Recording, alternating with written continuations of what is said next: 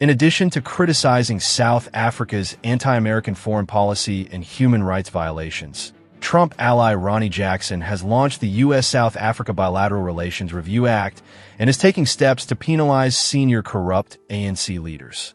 Representative Troy Nehls has introduced the AFRIKANER Act, which provides the Afrikaner minority with a route to refuge. The Asylum for Farmers and Refugees in Crisis and Necessary Immigration Resettlement Bill, presented by U.S. Congressman Troy E. Nehls, will be referred to as the AFRIKANER Act if it is approved by legislators. The United States is not playing games. A straightforward presentation of the data, an invitation to resolve U.S. concerns diplomatically, and respect for our autonomy are all necessary for justice from a South African perspective. Rather than portraying our country as an ally with dissenting opinions, the tone of the law implies a prejudgment of guilt. However, you are not God to be worshipped, FOCOF USA.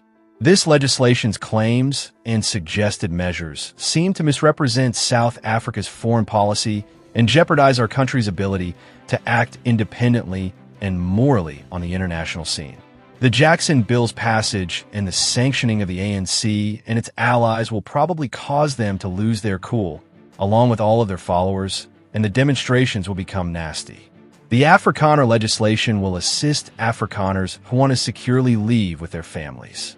There will be fewer individuals paying taxes to the ANC, and because they're being sanctioned, they will have little to no other source of income and will further disintegrate.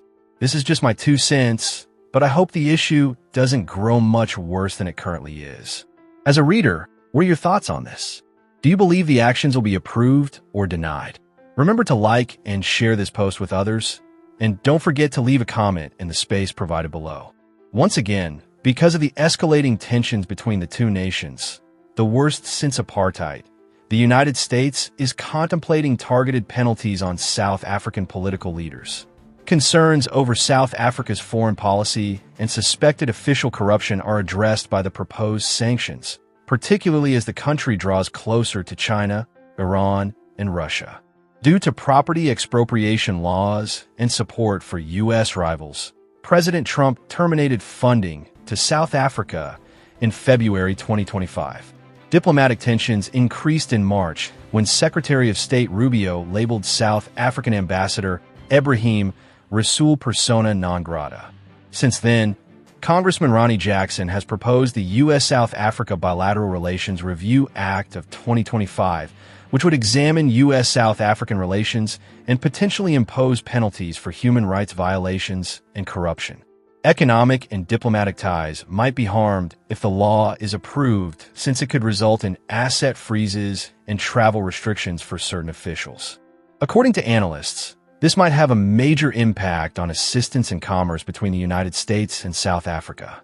Although the South African government has not yet replied, pressure from the United States may force it to reconsider its foreign ties in light of the widening gap.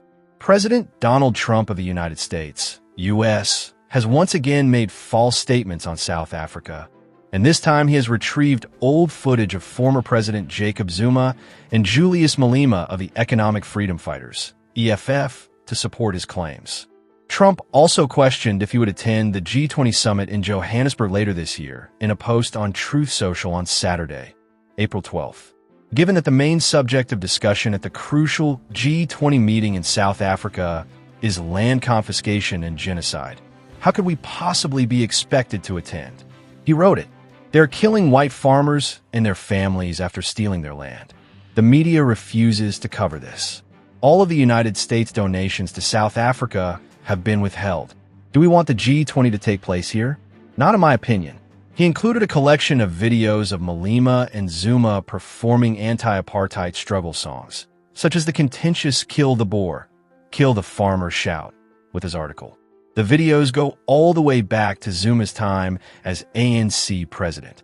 Malema is heard advocating for expropriation and land occupation in a few of them. Elon Musk, the South African-born entrepreneur of SpaceX and Trump's buddy, has demanded international sanctions on Malema based on similar recordings. The expropriation bill was signed into law by President Cyril Ramaphosa in January.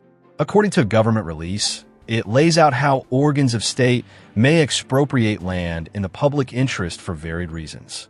Trump announced a plan to resettle Afrikaners in the United States as refugees in February, using the new legislation as justification for reducing funding to South Africa. There is no proof that white-owned,